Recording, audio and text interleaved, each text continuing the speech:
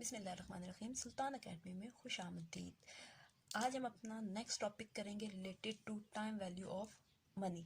जो आज का टॉपिक है वो है एन्युटी। एन्युटी बेसिकली होता क्या है? एन्युटी कहते हैं इक्वल पेमेंट्स को और रिसीट्स को, जो कि आपने या तो इन्वेस्टमेंट की हुई है या आपने लोन लिया हुआ है। डेफिनेशन देखते हैं इसकी कि a series of equal payments और रिसीट्स अकरिंग और a specified number of a periods, यानी कि आपने 4 साल के लिए लोन लिया हुआ है या 4 साल के लिए आपने इन्वेस्टमेंट की हुई है, तो कंपनी आपको ये कहती है कि आपने इन्वेस्टमेंट के केस में आपको हम हर साल 100 रुपया देंगे या 1000 रुपीज़ आपको हम देंगे। तो ये हमारे लिए क्या है? एन्युटी हो जाएगी। और अगर हमने लोन लिया हुआ है तो कंपनी या बैंक हमें कहता है कि आपको हर साल 1000 रुपया जमा करवाना पड़ेगा। तो ये जो हर साल आपने जमा करवानी है, इसको हम कहते हैं एन्युटी। तो एन्युटी के कॉन्सेप्ट को हम देखेंगे। तो एग्जांपल के ज़रिए अगर हम समझना चाहें तो हम क्या कहते हैं कि आपने किसी से इन्वेस्टमेंट की हुई है। इन्वेस्टमेंट में कंपनी आपको कहती है कि आपको हर साल 100 रुपीज़ दिया जाएगा टिल द एंड ऑफ या मेच्योरिटी ऑफ इन्वेस्टमेंट पीरियड। ठीक है, जब तक आपका इन्वेस्टमेंट पीरियड ख़त्म नहीं होता तब तक आपको 100 रुपीज़ दिए जाएंगे। तो ये हमारा एन्युटी होता है। नेक्स्ट है हमारे पास कैरेक्टरिस्टिक्स के। एन्युटी की कैरेक्टरिस्टिक्स क्या हैं? एन्युटी की 2 कैरेक्टरिस्टिक्स हैं। या तो एन्युटी आपको ऑर्डिनरी मिलेगी या तो एन्युटी जो है वो आपको ड्यू मिलेगी। ऑर्डिनरी एन्युटी का मतलब ये होता है कि आपके पास ये जो पेमेंट आनी है या ये जो पेमेंट आपने देनी है किसी को, ये at the end of period होगा। End of period, let's suppose हम कहते हैं कि हमारा 1 जनवरी से स्टार्ट होता है और एंड होता है 31 दिसंबर को। तो 2020 का जो सेशन एंड हुआ 2020, तो उस पूरे साल के एंड पे आपने पेमेंट करनी है। या फिर हो सकता है कि आप 2020 के फर्स्ट स्टार्ट में बिगनिंग में जब आप पेमेंट या रिसीट लेते हैं तो फिर उसको हम एन्युटी ड्यू कहते हैं। अब थोड़ा सा डिटेल में ऑर्डिनरी एन्युटी को देखते हैं। ऑर्डिनरी एन्युटी बेसिकली होता क्या है कि a series of equal payments और receipts occur at the end of each period. Means आपके पास जो ऑर्डिनरी एन्युटी होगी वो उसकी पेमेंट्स होगी या रिसीट्स वो eight the end of period होगा। ठीक है, बिगनिंग ऑफ पीरियड पे नहीं होगा। अगर वो बिगनिंग ऑफ पीरियड पे होती है तो इसका मतलब है वो आपकी एन्युटी ड्यू है। तो जब हम ऑर्डिनरी एन्युटी के कैरेक्टरिस्टिक्स को देखते हैं तो हम उसमें फ्यूचर वैल्यू डिटरमिन करेंगे बाय यूजिंग फार्मूला और बाय यूजिंग टाइमलाइन, और फिर हम प्रेजेंट वैल्यू डिटरमिन करेंगे। तो future value for annuity due के लिए जो हमारे पास फार्मूला है वो है आर। आर बेसिकली इंडिकेट करता है इक्वल पेमेंट्स और इक्वल रिसीट्स को। I plus 1 plus I interest rate into N, N is equal to number of years minus 1 divided by I again interest होगा interest rate. Present value के case में हमारे पास आता है R, real equal payments और receipts into 1 minus 1 divided by 1 plus आई के power N divided by I. N भी आपको पता है नंबर ऑफ ईयर्स है और आई आपके पास इंटरेस्ट रेट है और ये भी इंटरेस्ट रेट है। अब हम इसको एग्जांपल से इन दोनों वैल्यूज़ को डिटरमिन करने सीखेंगे विद एग्जांपल के साथ। एग्जांपल हमें ये कहती है कि r इज इक्वल टू 100, यानी कि r हमारे जैसे ही r की बात आती है तो हमारे दिमाग में आता है कि ये रियल इक्वल पेमेंट होंगी या रियल इक्वल रिसीट्स होंगी। n is equal to 4 means 4 years, यानी कि 4 साल के लिए ये आपको इक्वल पेमेंट या रिसीट देना या लेना पड़ेगी। i इज इक्वल टू 10%, मैं पहले भी बता चुकी हूँ कि 10% का मतलब होता है 10 divided by 100 which is equal to 0.1। हमने डिटरमिन करनी है future value as well as present value. अब देखिए यहाँ पर ना फ्यूचर वैल्यू गिवन थी ना प्रेजेंट वैल्यू गिवन थी, हमारे पास सिर्फ क्या है? रियल इक्वल पेमेंट्स है। और फार्मूला हमें यही बताता है कि आपके पास अगर रियल इक्वल पेमेंट्स और रिसीट्स हों तो और एज वेल एज आपके पास इंटरेस्ट रेट और नंबर ऑफ ईयर्स हों तो आप फ्यूचर वैल्यू भी डिटरमिन कर सकते हैं एंड प्रेजेंट वैल्यू भी डिटरमिन कर सकते हैं, अगर आपके पास इक्वल पेमेंट्स जो हैं eight the end of each period मिले या आप दें। अब इसके लिए तो हम सबसे पहले टाइम लाइन यूज़ करेंगे। टाइम लाइन यूज़ करते हुए हम इसको डिटरमिन करेंगे और बाय फार्मूला भी हम इसको डिटरमिन करेंगे। बाय यूजिंग टाइम लाइन हम क्या करते हैं, सबसे पहले हम टाइम लाइन बना लेंगे क्योंकि 4 ईयर्स की आपकी इन्वेस्टमेंट थी तो हम इन्वेस्टमेंट का केस ही लेते हैं कि 4 साल था। तो 0 1 2 3 4 4 साल मैंने उसको पीरियड्स बना लिए और हर साल आपको मिलेगा 100 rupees, 100 rupees, 100 rupees, 100 rupees and 100 rupees. अब हमने इसके लिए निकालनी है फ्यूचर वैल्यू। पीछे जब हम सिंपल कंपाउंडिंग की थी, कंपाउंड इंटरेस्ट का केस किया था, तो उसमें हमने एक चीज़ देखी थी कि फ्यूचर वैल्यू जो होती है आपके पास, वो आप कैसे डिटरमिन करते हैं। Future value is equal to present value into 1 plus आई की पावर n। तो यहाँ पे हमारे पास प्रेजेंट वैल्यू नहीं है, लेकिन क्या है, रियल इक्वल इंस्टॉलमेंट है या रियल इक्वल पेमेंट है। 1 प्लस इंटरेस्ट रेट कितना था, 0.1। अब पीछे रह गया n। ईच पीरियड के लिए n चेंज होगा। ये जो फर्स्ट ईयर में आपको 100 रुपीज़ मिला है, तो आपने इसको क्या करना है, कंपाउंड करना है eight the end of 4 period.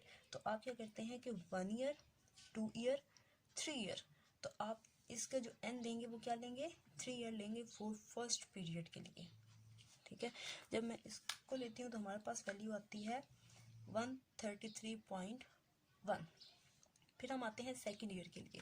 तो सेकेंड ईयर के लिए हम इसके अब हमने करनी है कंपाउंडिंग। जब हम इसकी कंपाउंडिंग करेंगे तो हम नंबर ऑफ ईयर्स कितने लेंगे, 1 एंड 2 ईयर्स लेंगे। तो ये 2 ईयर्स के लिए इसकी कंपाउंडिंग हो जाएगी बाय यूजिंग दिस फार्मूला, यानी कि n की जगह अब 2 आ जाएगा। नेक्स्ट 3 है, तो 3 के बाद कितने ईयर्स आ रहे हैं, 1 ईयर आ रहा है, तो ये 1 ईयर के लिए कंपाउंड हो जाएगा। तो यहाँ पे n की वैल्यू 1 आएगी, बाकी वैल्यूज सेम रहेंगी। और 4, लेकिन अब 4 पे आपने कलेक्शन करनी है, आपने इसको मज़ीद इन्वेस्ट नहीं करना। अगर आप मज़ीद इन्वेस्ट करते हैं तो तब आप इसको कंपाउंड करेंगे, लेकिन आपकी यहाँ पर इन्वेस्टमेंट एंड हो जाती है तो आप इसको मज़ीद कंपाउंड नहीं कर सकते, ये एज इट इज़ 100 ही आएगा। इन सब को ऐड किया तो हमारे पास आता है 464.1, यानी कि 464.1 हमारे पास future value of annuity ordinary आती है बाय यूजिंग टाइमलाइन। अब हम बाय यूजिंग फार्मूला देखते हैं कि फ्यूचर वैल्यू क्या आती है। हमने कहा था कि जो फार्मूला है वो है real equal installment into 1 plus आई के power n minus 1 divided by I.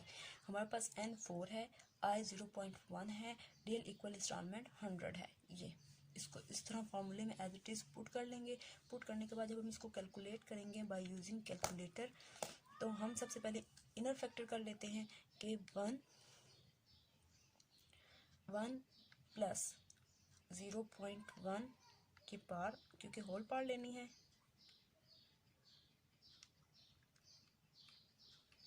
Whole पार लेनी है n क्या था, 4 ईयर्स माइनस 1 फार्मूले के लिए, जैसे हमारे पास ये फार्मूला गिवन है -1 डिवाइडेड बाय आई 0.1, तो मल्टीप्लाई बाय हमने क्या करना है, 100 करना है। तो ये हमारे पास आती है 464.1। जैसे ही हमने पीछे बाय यूजिंग टाइमलाइन किया था वो रिजल्ट आया था एज इट इज़। हमारे पास यहाँ पे कैलकुलेटर पे बाय यूजिंग फार्मूला करने से भी 464.1 आंसर आया है ये। तो हम ये कहते हैं कि आपके पास या तो आप तो सम स्टूडेंट को अगर टाइमलाइन बनाना नहीं आती या उनको समझ नहीं आता कि उन्होंने कैसे कैलकुलेशन करनी है, तो वो बाय यूजिंग फार्मूला कर सकते हैं। अगर ये किसी को फार्मूला याद नहीं रहता तो वो टाइमलाइन यूज़ करके अपना क्वेश्चन सॉल्व कर सकते हैं। दोनों मेथड वैलिड है, दोनों में से आप जो भी करना चाहें वो अडॉप्ट कर सकते हैं। अब हम आके इसी न्यूमेरिकल का हमने प्रेजेंट वैल्यू भी डिटरमिन करनी थी, तो हम इसी न्यूमेरिकल की प्रेजेंट वैल्यू देखते हैं। अगेन बाय यूजिंग टाइमलाइन हम करेंगे। तो टाइमलाइन के लिए हम क्या करते हैं, हम अगेन टाइमलाइन बनाएंगे 4 ईयर्स के लिए, 0 1 2 3 4, और ईयर इक्वल पेमेंट्स क्या हैं, 100 100 100 एंड 100। अब हमने इसको क्या करना है, डिस्काउंटिंग करनी है। तो डिस्काउंटिंग करते हुए हम पहले साल की जो इन्वेस्टमेंट देखते हैं, हम देखते हैं कि कितने साल के लिए इन्वेस्टमेंट हुई है, तो 1 ईयर के लिए हुई है। तो हम इसके ऊपर क्या करेंगे, 1 ईयर चार्ज करेंगे। हमारे पास जो कंपाउंड इंटरेस्ट के लिए प्रेजेंट वैल्यू का फॉर्मूला था वो था future value divided by 1 plus आई के पावर n। तो यहाँ पर हम क्या करते हैं, हम ये कहते हैं कि हमारे पास फ्यूचर वैल्यू नहीं है लेकिन रियल इक्वल पेमेंट्स मौजूद हैं, तो हम कहते हैं real equal payments divided by 1 plus आई के पावर n। अब यहाँ पर n अगेन जो है वो वेरी करेगा eight the end of each period. अब 100 के लिए हम कितना n लेना है, क्योंकि वो 1 ईयर के लिए डिस्काउंट हो रहा है, तो यहाँ पर हम 1 लेंगे। अगर वो 2 ईयर के लिए डिस्काउंट हो रहा है तो 2 लेंगे। अगर वो 3 ईयर के लिए डिस्काउंट हो रहा है तो 3 लेंगे। और 4 ईयर के लिए डिस्काउंट हो रहा है तो 4 लेंगे। बाय कैलकुलेटर हमारे पास जो वैल्यूज़ आती हैं 100 के ऊपर 90.91, सेकेंड पीरियड के लिए 82.64, थर्ड पीरियड के लिए 75.13 एंड फोर्थ पीरियड के लिए 68.30। ये चीज़ आप कैलकुलेटर के ऊपर कर सकते हैं बाय यूजिंग दिस फॉर्मूला। अच्छा, अब जब मैंने इनको सम अप किया तो हमारे पास present value of ordinary annuity की आ गई है 316.98।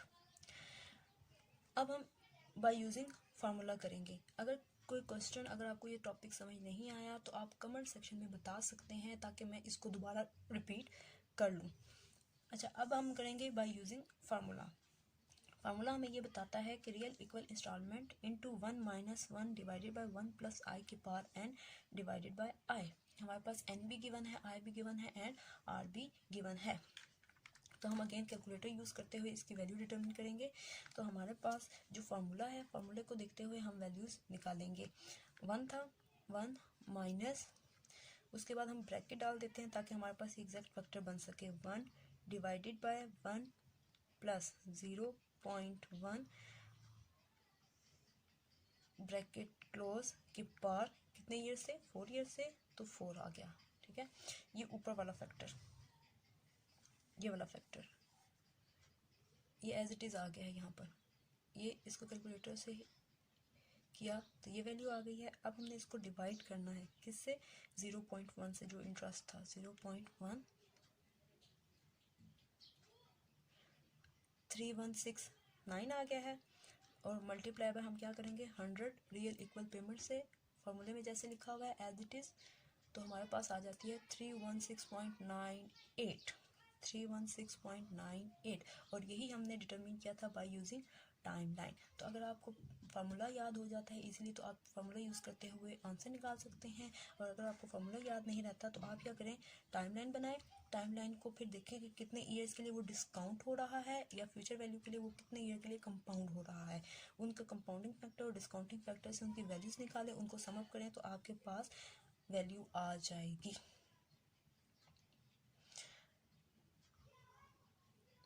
अभी तक के लिए इतना ही। अगला जो इसकी सेकंड कैरेक्टरिस्टिक्स है उसके लिए नेक्स्ट वीडियो आप देखें, उसमें मैं डिटेल से अगेन इसी तरह दोनों स्टेप्स को करते हुए बताऊंगी। अगर आपको ये वीडियो पसंद आई है, अगर आपको लेक्चर समझ आया है तो चैनल ज़रूर सब्सक्राइब कीजिए और वीडियो को लाइक करना मत भूलिए। कोई सजेशन देना चाहते हैं तो कमेंट सेक्शन मौजूद है, आप उसमें कमेंट कर सकते हैं। और शुक्रिया।